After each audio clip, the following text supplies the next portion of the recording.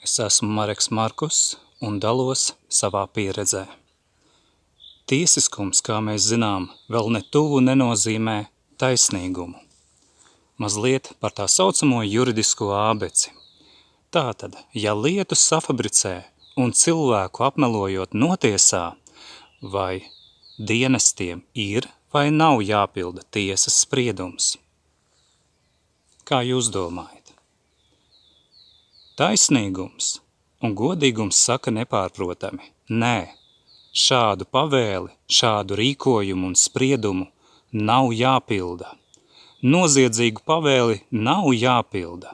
Komandierim pēdiņās, tiesai vai tiesnešiem nav taisnība, pat ja nav taisnība, tikai tāpēc, ka viņi ir tiesneši.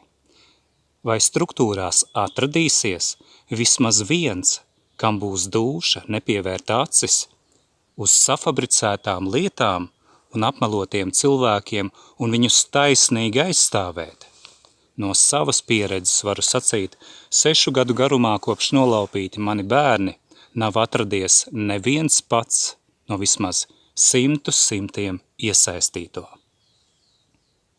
Es jautāšu vēlreiz. Vai tiešām nebūs neviens pats, kas aizstāvēs jau kādu cilvēku, kuru apmeloja, pret kuru safabricēja lietu?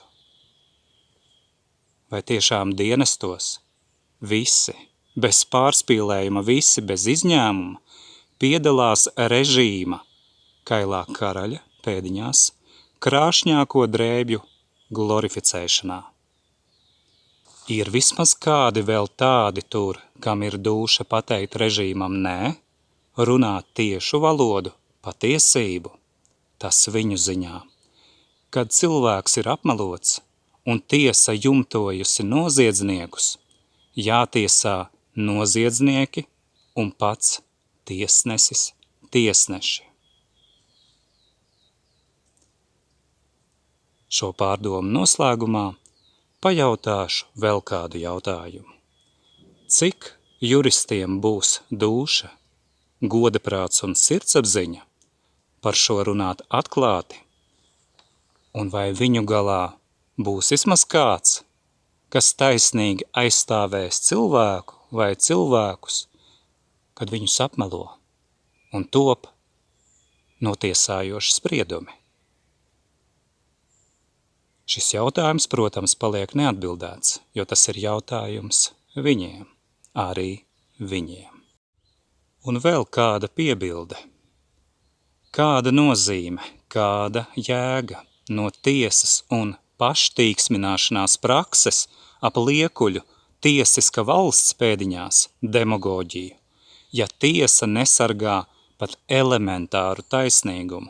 Proti nevienam cilvēkam tiesas darbības rezultātā nav jāpiedzīvo represijas un kaitīgu spriedumu situācijā, kad cilvēks ir apmelots.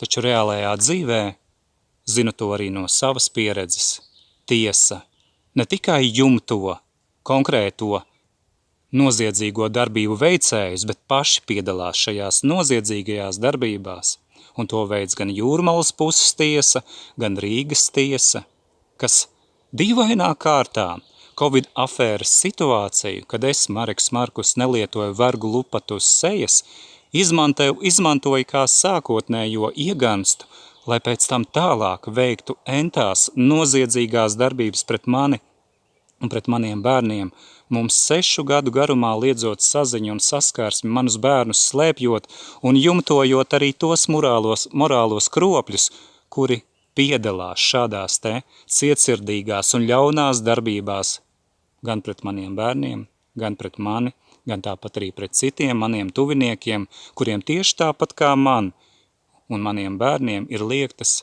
saziņas un saskarsmes tiesības ar maniem bērniem.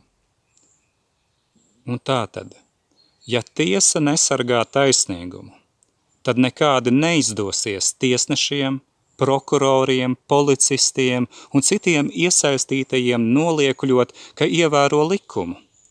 Godīgums, taisnīgums ir pāri jebkuram manipulējamam likumam un tiesnesim.